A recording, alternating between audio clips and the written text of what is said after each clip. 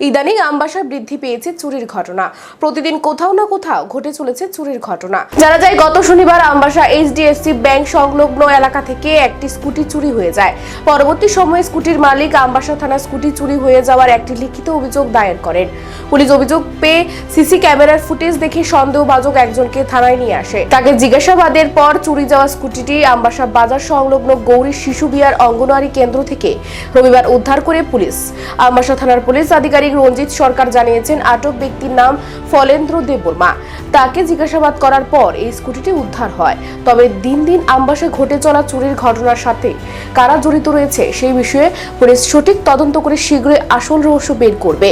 এখন দেখার বিষয়, চলতি মাসে ঘটে যাওয়া আরও কিছু চুরির ঘটনার রহস্য উন্মোচন করতে পুলিশ কী ধরনের পদক্ষেপ গ্রহণ করে।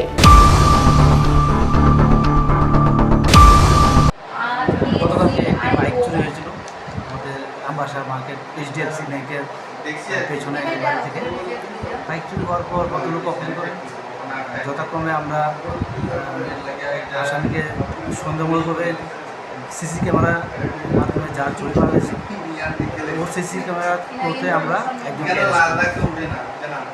ওর নাম হলো ফলেন্দ্র দেববর্মা। ওর নামে অনেক কেস আগেও ছিল। ওকে ইন্টারভিউশন করার পর আজকে আমরা স্কুটিটা রিকভারি করি। টিআরটিসি পাড়া গড়ি